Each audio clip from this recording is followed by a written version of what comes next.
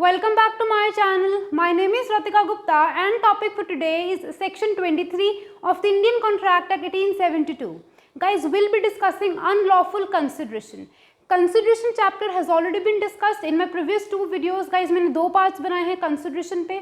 Consideration has been defined under section 2 clause D of the Indian Contract Act और इसको हम read करते हैं along with section 25 of the Indian Contract Act. तो अगर आपने मेरी previous videos नहीं देखी हैं, if you do not know what is the meaning of consideration, legal meaning of consideration, so please guys before watching this video go and watch those videos before watching it, क्योंकि आपको consideration का meaning पता होना ज़रूरी है, तभी आप इस chapter को समझ पाओगे. बहुत properly along with case laws मैंने समझाया है कि what is meant by consideration. So guys, today's topic is unlawful consideration. ऐसी consideration which is unlawful. So अगर कोई consideration unlawful होगी तो उसका क्या impact पड़ेगा हमारे contract पे, उसको भी हम देखेंगे along with what is meant by unlawful consideration. So guys, before we move on, if you are new to my channel and you have not subscribed it yet, please मेरे channel को अभी subscribe कर दो. I promise to provide you with the best content videos here on this platform. And yes, if you enjoy learning with me, you understand what I teach, please like all my videos and let me know in the comment section. So guys, let's get started. अब हम discuss करेंगे section 23 को, which says what considerations or objects are unlawful and what are lawful. तो आपको ये देखना है कि ऐसी कौन सी consideration होती है. Consideration का मतलब, I hope if you are in this video, you are very well aware of this concept of consideration, which means something in return. Promise for a promise और क्विड प्रो क्यो. तो ये मैं discuss कर चुकी हूँ कि इसका मतलब क्या रहता है. Consideration means something in return. जब आपको कुछ बदले में मिलता है, एक चीज़ को देने के बदले में, when you get something in return, that is termed as consideration. और इसका legal meaning section 2 clause D में गिवन है.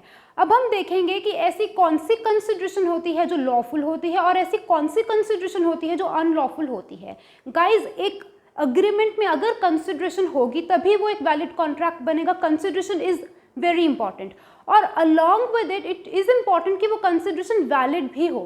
For a consideration to be valid, essentials of section 2 clause D must be fulfilled. अब essentials क्या है of a valid consideration, वो तो हम ऑलरेडी डिस्कस कर चुके हैं. But apart from a consideration being valid, apart from all the essentials of section 2 clause D being fulfilled, हमें ये भी देखना होगा कि जो हमारी कंसिडरेशन है क्या वो लॉफुल है या अनलॉफुल है. अगर एक कंसिडरेशन अनलॉफुल होगी तो हमारा कॉन्ट्रैक्ट वॉइड एब इनिशियो होगा. It will not be a contract, I am so sorry, हम उसको कॉन्ट्रैक्ट भी नहीं कहेंगे. It will be an agreement, merely an agreement which is void. Void agreement का मतलब होता है it is not enforceable by the court of law and parties have no legal rights and obligations towards each other. तो दो चीज़ें important होती है. एक तो कंसिडरेशन का होना जरूरी है, बट वो कंसिडरेशन वैलिड कंसिडरेशन होनी चाहिए. For a consideration to be valid, हम सेक्शन 2 क्लॉज डी को डिस्कस करते हैं. We study essentials of a valid consideration. Apart from it being valid, it is also important कि वो लॉफुल भी हो. अब लॉफुल और अनलॉफुल वो किस तरीके से होती है, व्हाट इज द डिफरेंशिएशन, उसको हम सेक्शन 23 में डिस्कस करते हैं. A consideration of an agreement is lawful. वो लॉफुल रहेगी अनलेस जब आपको दिखेगा ना बेयर एक्ट में सेक्शन 23 में, अनलेस के बाद से एक्सेप्शंस शुरू हो जाएंगी. अनलेस का मतलब होता है हम एक्सेप्शंस को स्टडी करते हैं. So here we have 5 to 6 exceptions. अगर आपकी कंसिडरेशन में ये सब कुछ होगा तो वो कंसिडरेशन अनलॉफुल कंसिडरेशन होगी. Otherwise it will be a lawful and hence a valid consideration. But अगर इन सब में से आपकी consideration is either forbidden by law, या फिर जितने भी हम पॉइंट्स एक्सेप्शंस को डिस्कस करेंगे, अगर ऐसी वो कंसिडरेशन होगी तो वो क्या होगी, it will not be a valid but it's in an unlawful consideration. और अगर कंसिडरेशन अनलॉफुल होगी तो it will not be a valid consideration, it will be void ab initio and it will never ripen into a contract. वो सिर्फ एक agreement बन के रह जाएगी. एंड अग्रीमेंट भी कौन सी, void agreement which is not enforceable by the court of law. Court उसको एनफोर्स नहीं करेगा. अब इन हम 5 to 6 पॉइंट्स को एक्सेप्शंस को स्टडी करेंगे कि कब कब हमारी कंसिडरेशन अनलॉफुल रहती है. अब पहली एक्सेप्शन जो हम स्टडी करते हैं वो ये रहती है कि आपकी कंसिडरेशन अनलॉफुल होगी. एक अग्रीमेंट की कंसिडरेशन जो होगी समथिंग इन रिटर्न, वो अनलॉफुल होगी if it is something forbidden by law. अब इसमें हम स्टडी करते हैं, देखो फॉरबिडन बाय लॉ, गाइस आपको चीज़ देखनी है, फॉरबिडन बाय लॉ का मतलब होता है जिस चीज़ की लॉ ने मनाही करी है। अब लॉ ने उसको मना किया बट डिस्पाइट दैट फैक्ट अगर आप उस चीज़ को करते हो तो उसको हम बोलते हैं इलीगल। इलीगल किस चीज़ को बोलते हैं? ऐसी चीज़ which is forbidden by law but despite that fact हम उस चीज़ को करते हैं। तो अगर आपकी कंसिडरेशन ऐसी है विच is forbidden by law but still आप कॉन्ट्रैक्ट करते हो उस चीज़ के ऊपर, तो वो आपकी कंसिडरेशन डेफिनेटली अनलॉफुल कंसिडरेशन होगी और वो इलीगल कंसिडरेशन भी होगी। तो उसको हम बोलेंगे वॉइड एंड इलीगल अग्रीमेंट, क्योंकि वो सिर्फ अग्रीमेंट ही रहेगी, कभी कॉन्ट्रैक्ट नहीं बनेगी और वो वॉइड और इलीगल होगी because it is something forbidden by law. अब यहाँ पे गाइज लॉ को आप सिर्फ और सिर्फ लॉ को सिर्फ और सिर्फ नैरो व्यू मत देना, considering it to be Indian penal code itself. Indian penal code के अपार्ट जितने भी लॉज इन इंडिया हैं, अगर कोई भी लॉ किसी भी चीज़ को फॉरबिड करता है तो वो चीज़ आपके कंसिडरेशन में नहीं होनी चाहिए, और अगर वो होगी तो आपकी कंसिडरेशन क्या रहेगी? It will be an unlawful consideration and hence void, और यहाँ पे तो वो इलीगल भी होगी because it is something forbidden by law. Not only Indian penal code but any other law in India also. For example India में criminal and civil laws हैं, तो एग्जाम्पल लेते हैं, suppose there are two people, आप लोग क्या करते हो, एक स्मगलिंग कॉन्ट्रैक्ट करते हो, ए और B, there are two people, A says to B कि आप मुझे स्मगल्ड गोल्ड ला के दो, स्मगल्ड गोल्ड मुझे ला के दो and I will be paying you 10 lakh rupees for it. अब कल को अगर बी उसको स्मगल्ड गोल्ड ए को सच में ला के देता है और ए उसको 10 लाख रुपीज़ नहीं देता, तो क्या ए कोर्ट में जा सकता है for enforceability of this agreement? Contract भी नहीं है, अग्रीमेंट है, तो अगर ये अग्रीमेंट है जो कॉन्ट्रैक्ट नहीं बनी तो कोर्ट के not enforce it, because court सिर्फ और सिर्फ एक कॉन्ट्रैक्ट की इन्फोर्समेंट करवा सकता है, कोर्ट अग्रीमेंट को इन्फोर्स नहीं करवा सकता, बिकॉज अग्रीमेंट को कॉन्ट्रैक्ट बनने के लिए इन्फोर्सिबिलिटी की तो ज़रूरत होती है, इफ़ यू नो। तो यहाँ पे मेरे कहने का मतलब ये है कि लॉज बहुत तरीके के हैं इंडिया में। अगर आप कॉन्ट्रैक्ट करते हैं दो लोग ओवर स्मगल्ड गुड्स, इनमें से अगर कोई भी इंसान ब्रीच करता है तो दूसरा इंसान कोर्ट में नहीं जा सकता फॉर एनफोर्सिंग इट, बिकॉज वो कभी कॉन्ट्रैक्ट बना ही नहीं, इट्स एन अग्रीमेंट। वो कॉन्ट्रैक्ट क्यों नहीं बना? बिकॉज उसकी कंसिडरेशन वैलिड भी नहीं है और अनलॉफुल कंसिडरेशन है। क्योंकि वो अनलॉफुल है तो वो क्या होगी? वो वॉइड एब इनिशियो होगा और वो कभी कॉन्ट्रैक्ट नहीं बनेगा। या फिर if I give you an example, A contracts with B, A B को बोलते हैं कि I be providing you with 5 lakh rupees provided तुम सी का मर्डर कर दो। अब कल को बी सी का मर्डर कराता है और ए मुकर जाता है कि मैं तुम्हें 5 लाख रुपीज़ नहीं दूंगा, तो क्या बी कोर्ट में जा सकता है और ये बोल सकता है कि ए ने मुझे सो एंड सो कहा, मैंने उसके लिए कर दिया, अब ए मुझे 5 लाख रुपीज़ नहीं दे रहा, तो बी नहीं जा सकता कोर्ट में। इसका रीज़न भी क्या है कि it is something forbidden by the Indian penal code. किसी का मर्डर करना is an offence, it is something which is forbidden by the criminal law in India, Indian penal code. और अगर if it is something forbidden तो आपकी जो ये consideration थी, कंसिडरेशन क्या थी? Something in return. ए के 5 लाख के बदले आपने मर्डर करना था, अभी जो कंसिडरेशन है ये क्या है? Unlawful consideration, it is something forbidden by law, तो यहाँ पे you can not enforce it. तो यहाँ पे हम इसीलिए अनलॉफुल कंसिडरेशन के कॉन्सेप्ट को स्टडी करते हैं सेक्शन 23 में।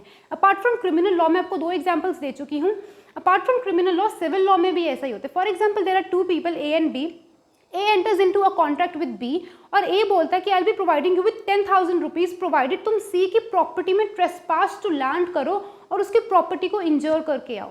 या फिर I will be providing you with 10,000 rupees provided B को वो बोलते हैं कि तुम सी को डिफेम करो। तो डेफमेशन करना, ट्रेसपास करना, किसी इंसान की पर्सन या प्रॉपर्टी के साथ न्यूसेंस करना, ये सब क्या है? They are torts in themselves, अपने आप में टॉट कमिट करना, इट्स अ सिविल रॉन्ग। तो सिविल लॉ में हम इसको स्टडी करते हैं, तो ये भी चीज़ क्या है? It is something forbidden by law. हमारा जो सिविल लॉ है वो फॉरबिड करता है not to commit nuisance, trespass और नॉट टू डिफेम एनीबडी, और अगर आप करते हो तो वो एक लॉ ऑफ टॉट में कवर होता है, it's a civil wrong.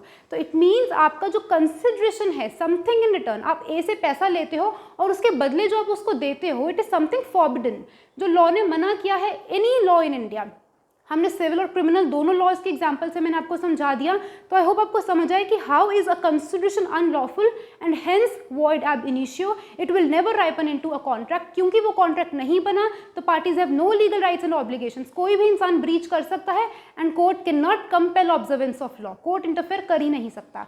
Second important exception हमारे पास रहती है is you know when your consideration defeats the provisions of any other law in India. इसमें हम एग्जाम्पल लेते हैं फैमिली लॉ की। For example A and B are 2 people, they are going to marry each other and before marriage वो contract कर लेते हैं, एक दूसरे के साथ अग्रीमेंट कर लेते हैं कि ए जो है मिसेज ए, यानी कि A and B, A is a girl, B is a boy, A बोलती है कि after marriage I will be living with my parents, मैं अपने पेरेंट्स के साथ रहूँगी, या फिर इनकी अग्रीमेंट में ऐसा कुछ होता है कि इनकी शादी के बाद B can marry any other girl at any time. तो गाइस अब ये चीज़ें जो हैं, ए शादी के बाद अपनी मदर के साथ या अपने पेरेंट्स के साथ रहेगी, या फिर शादी के बाद जो हस्बैंड है B he can marry any girl at any time. तो ऐसी कंसिडरेशंस क्या हैं, ये क्या हुआ, it is defeating the provisions of family law.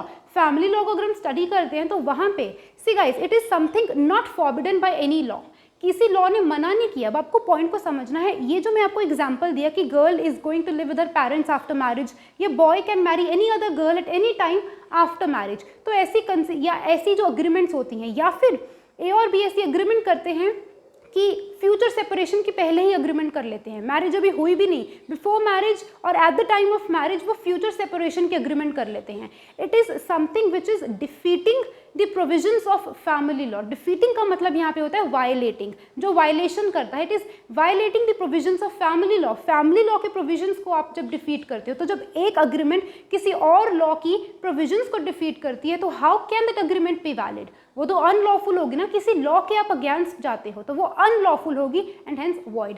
अब point to be noted is that कि एक गर्ल का अपने पेरेंट्स के साथ रहना is not something forbidden by law, उसको हम इलीगल नहीं कहेंगे। It is not something forbidden by law, but it is oppose to public policy. Public policy भी पॉइंट हम रीड करेंगे। It is oppose to public policy. Public policy मतलब public के interests के लिए नहीं होती है। It is against values of society at large, because हमें ट्रेडिशन को फॉलो करना होता है, कस्टम्स को फॉलो करना होता है, and it is against the values of society at large. Though it is not illegal, though it is not forbidden by any law in India, but again it is defeating the provisions of some other law. तो ऐसी agreement जब आप करते हो, इसका कोई basis नहीं होता, since it is against some law in India, किसी लॉ के प्रोविजंस के अगेंस्ट वो जाती है। फैमिली लॉ की एग्जांपल हमने ली, तो वो भी क्या रहेगी, अनलॉफुल रहेगी एंड हेंस वॉइड। एक और एग्जांपल लेते हैं कि suppose there are two people in a partnership firm. Partnership firm में आके वो एक अग्रीमेंट करते हैं एक दूसरे के साथ। कॉन्ट्रैक्ट्स नहीं बनेंगे क्योंकि अनलॉफुल कंसिडरेशंस हैं, हम सिर्फ अग्रीमेंट वर्ड यूज करेंगे।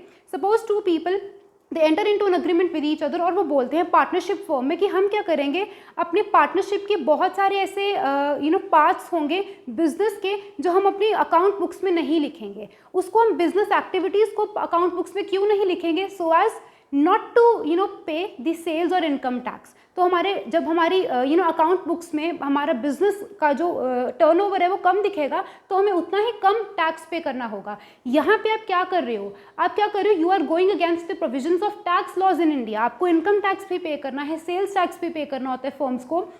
तो यहाँ पे जो आप इस तरीके की अग्रीमेंट करते हो, तो वो अग्रीमेंट भी क्या रहती है, it is void ab initio. कल को कोई पार्टनर जाके कोर्ट में बता देता है ये चीज़, तो ये क्या है, वॉइड एब इनिशियो रहती है। इन अग्रीमेंट्स का कोई बेसिस ही नहीं होता, because it is going against defeating the provisions of any other law in India. Tax laws के आप अगेंस्ट जाते हो जहाँ पे you have to pay sales और इनकम टैक्स, इज इट।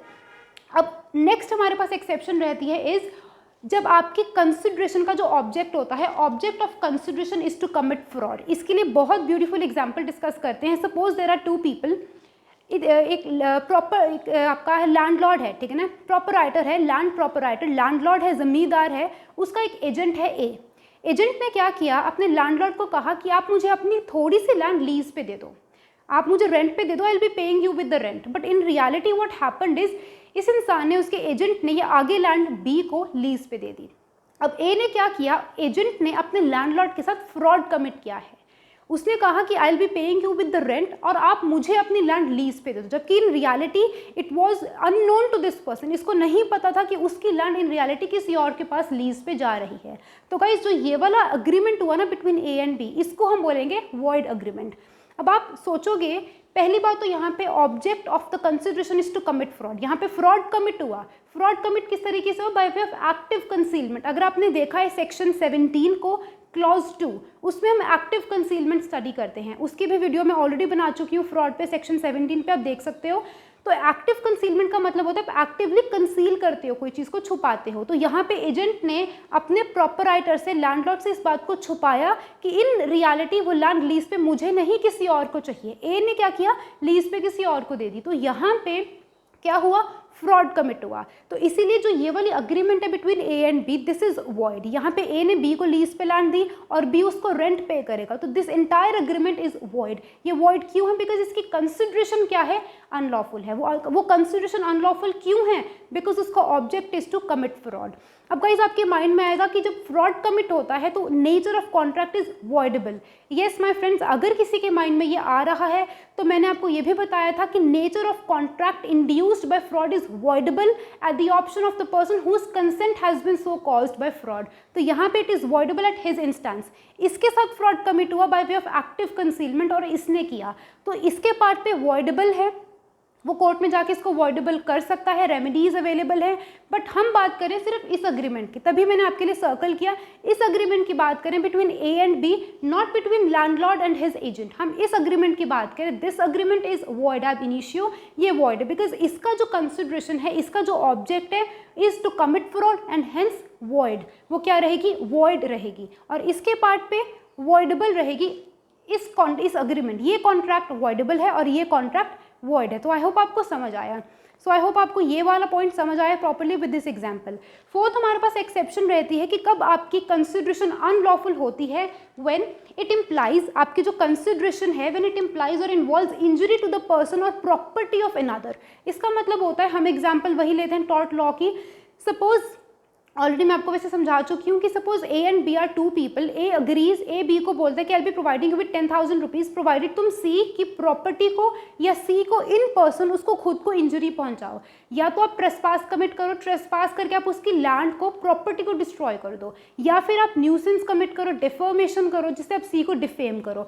तो इस तरीके का कोई टॉर्ट कमिट करो जिससे या तो उसका इन पर्सन सी खुद या उसकी प्रॉपर्टी क्या हो जाए, इंजर हो जाए। तो ये भी क्या है आपका कंसिडरेशन इज अनलॉफुल। कल को बी सी को डिफेम कर देता है और फिर ए से वो बोलते हैं कि तुम मुझे 10,000 रुपीज दो, तो court can not compel observance of law because court कहेगा parties have no legal rights and obligations towards each other.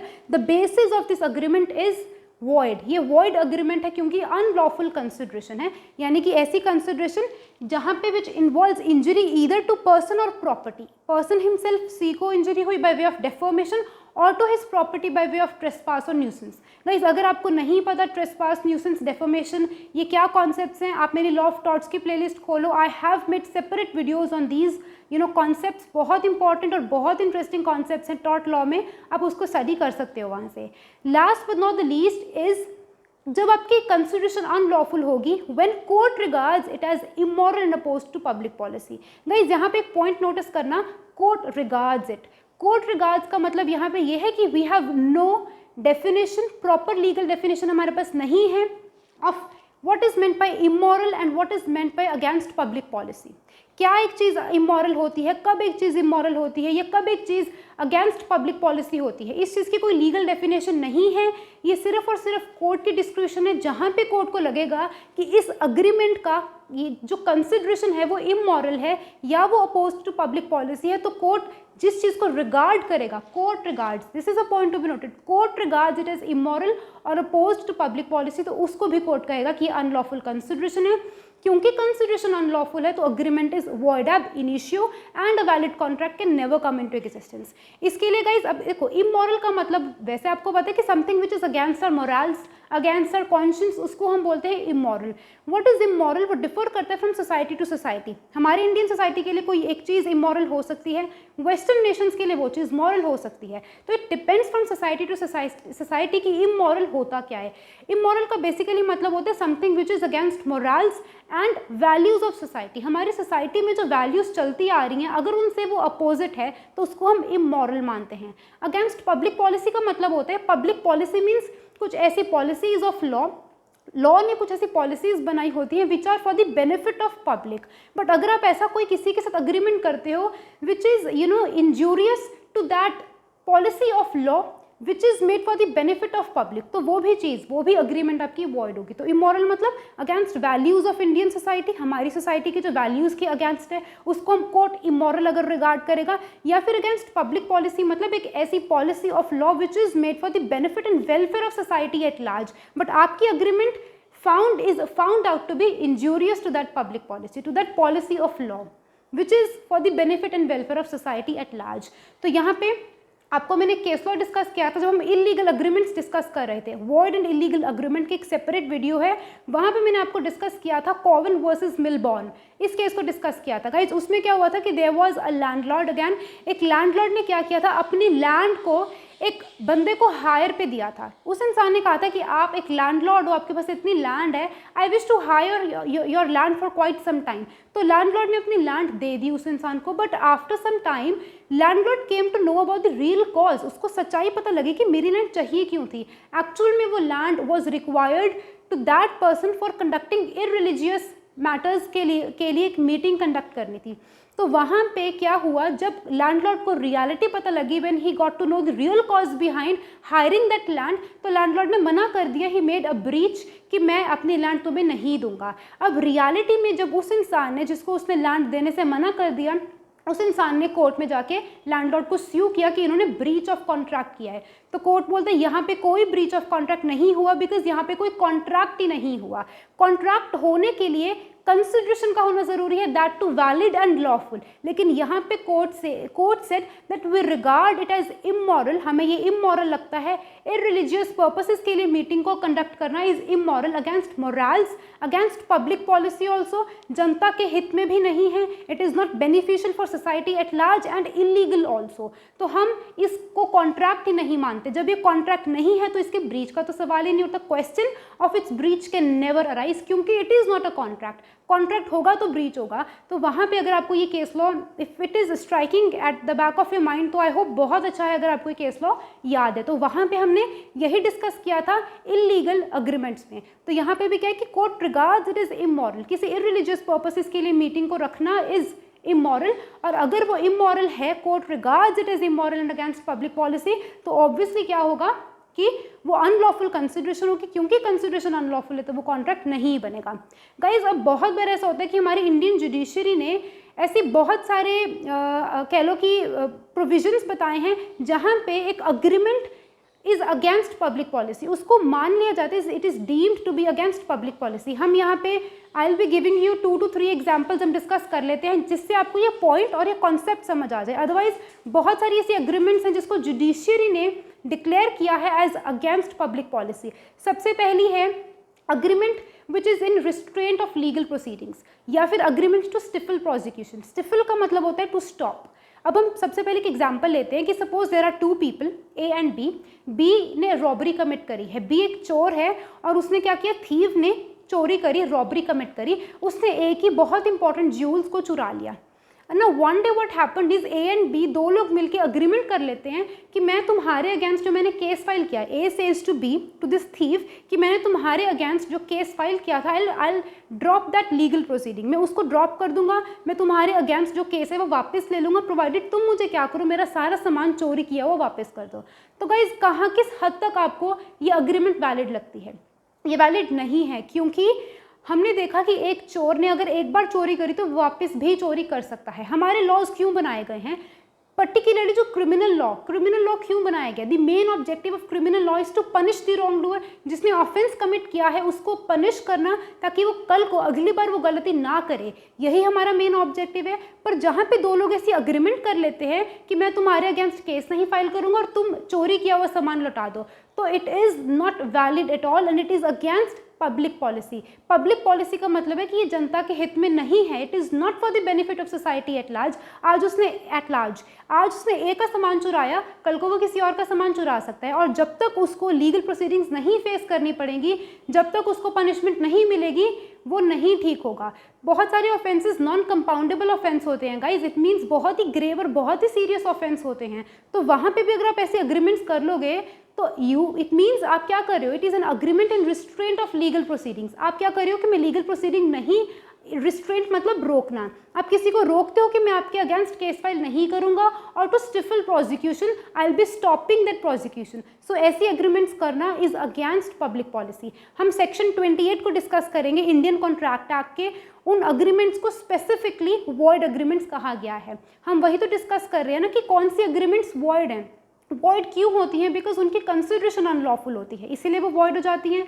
Section 26, 27, 28 ये सारे सेक्शंस पर्टिकुलरली डिस्कस करते हैं डील्स विद वॉइड अग्रीमेंट्स। और सेक्शन 28 बोलता है कि agreement in restraint of legal proceedings is a void agreement. ऐसी अग्रीमेंट दो लोगों के बीच में जहाँ पे वो लीगल कोर्ट की हेल्प नहीं लेते, खुद ही अपने आप में समझौता कर लेते हैं, particularly in case of non compoundable offences, वो बहुत ही अगेंस्ट पब्लिक पॉलिसी होती हैं, तो उनकी जो कंसिडरेशन होती है वो अनलॉफुल होती है। एक और एग्जांपल आपको देती हूँ, agreement of sale of public office. ये भी बहुत गलत बात है, it is against public policy. इसका मतलब होता है जब दो लोग अग्रीमेंट कर लेते हैं for sale of public office. इसका मतलब है कि suppose A and B are two people, A जो है वो बी को बोलता है कि मैं तुम्हें गवर्नमेंट जॉब दिला दूंगा, या मैं आपके बच्चे को या आपको गवर्नमेंट यूनिवर्सिटी में, गवर्नमेंट कॉलेज में एडमिशन दिला दूंगा प्रोवाइडेड आप मुझे कुछ पैसा दोगे। तो आप क्या कर रहे हो, you are here really disrespecting government institution. अब गवर्नमेंट इंस्टीट्यूशन के डिसरिस्पेक्ट करते हो, वहाँ पे आप क्या कर रहे हो, आप एक पैसा कमाते हो by providing employment, by you are procuring money from the other person and you are providing the other person with employment in that government job or in that particular institution। तो ये भी क्या, it is against public policy। यानी कि जो skilled और efficient people हैं, they must go to that service, if they are efficient enough they will get that job, right। अगर यहाँ पे हम बात करें तो it is against public policy, पैसा देके सीट दिलाना it is against public policy and hence इसकी consideration unlawful है। कल को अगर एक इंसान नहीं अपना प्रॉमिस पूरा करता, या तो एक इंसान पैसा ले लेता है और उसको जॉब नहीं दिलाता, या दूसरा इंसान मतलब किसी भी तरीके से वैसा वर्सा हो सकता है, उसको जॉब मिल जाती है और वो पैसा नहीं देता, तो अगर कोई भी एक इंसान ब्रीच करेगा तो दोनों में से कोई भी इंसान कोर्ट में नहीं जा सकता। कोर्ट कहेगा कि ये इसकी कंसिडरेशन अनलॉफुल है, it is against public policy, it is against morals and court regards it as immoral and against public policy. तो यहाँ पे कोर्ट आपकी बिल्कुल भी हेल्प नहीं करेगा। तो गाइज आई होप आपको समझ आया हर एक point, because I tried my level best कि मैं आपको समझा सकूं इन पॉइंट्स। ये it is a kind of exceptions जो हम डिस्कस करते हैं विद एग्जांपल्स, मैंने आपको समझाया। अगर इनके अलावा आपकी कंसिडरेशन है तो वो कंसिडरेशन लॉफुल रहेगी। तो सेक्शन 23 क्लियरली बोलता है कि what considerations are lawful and what not. हर एक कंसिडरेशन लॉफुल रहेगी अनलेस उसमें ये सब कुछ ना हो, अनलेस के बाद एक्सेप्शंस शुरू होती हैं। अब अगर आप इन एक्सेप्शंस को स्टडी करते हो तो आपको समझ आता है कि ये सारी कंसिडरेशंस अनलॉफुल कंसिडरेशंस होती हैं। अगर ये अनलॉफुल हैं तो ये क्या रहेंगी, वॉइड अग्रीमेंट्स रहेंगी, कॉन्ट्रैक्ट नहीं बनेगा। अब वॉइड अग्रीमेंट इन डेप्थ क्या होता है, अगर आप उसको देखना चाहते हो तो I have made a separate video on void and illegal agreements, आप उसको देख सकते हो, you are free to watch it. और वो बहुत ही अच्छी, इंटरेस्टिंग, बहुत ही स्मॉल मैंने वीडियो बनाई है, हम बेसिक्स क्लियर कर रहे थे उस टाइम पे। आई होप आपको देखने में भी मजा आएगा, please go and watch that video also. So guys thank you so much. इसके बाद I be coming up with section 24, इसी से रिलेटेड है, काफ़ी इंटरेस्टिंग है, कंसिडरेशन से ही वो डील करता है, deals with consideration. So I will be coming up with section 24 very soon. So thank you so much guys, stay tuned, keep learning and bye bye.